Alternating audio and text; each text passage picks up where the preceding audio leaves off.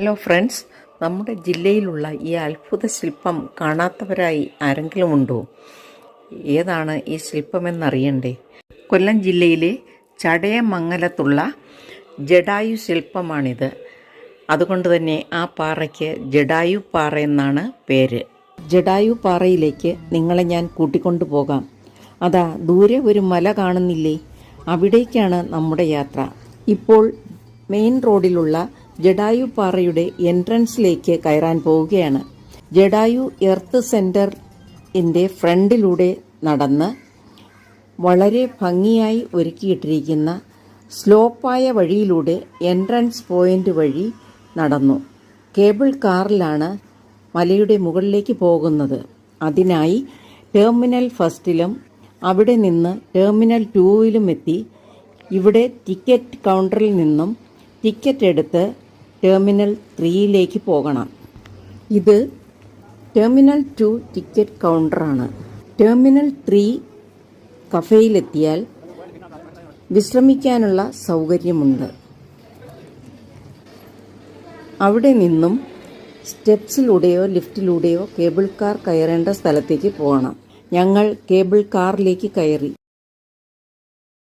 എതിരെ നീല നിറത്തിലുള്ള കേബിൾ കാർ താഴേക്ക് പോകുന്നത് കണ്ടു.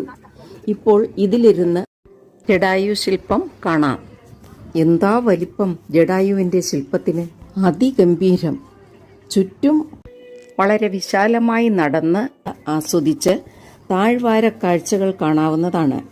ഇവിടെ നിന്നാൽ താഴെ തൊട്ടടുത്തായി പച്ച നിറത്തിലുള്ള ഹെലിപാഡും കാണാം. 2008 തുടങ്ങി 2018 ഈ സ്കൾപ്ചറിന്റെ പണി പൂർത്തിയാക്കിയത്. നമുക്ക് ഈ ജടായുവിന്റെ അടുത്തേക്ക് പോകാം. സ്ലോപ്പായ സ്ഥലത്തിലൂടെ അല്പം മുകളിലേക്ക് വരണം. ശില്പത്തിന്റെയും ശില്പിയുടെയും പേരുണ്ടിവിടെ. മക്കൾ കയറി നിൽക്കുന്ന ഭാഗത്ത് ഈ സ്കൾപ്ചറിന്റെ പേരും തൊട്ടടുത്തായി ആർട്ടിസ്റ്റ് രാജീവ് അഞ്ചൽ എന്ന സ്വർണ്ണ ലിപികളിൽ എഴുതി വച്ചിട്ടുണ്ട്. കണ്ടില്ലേ? ഇനി ചുറ്റുവട്ടം കാണാം.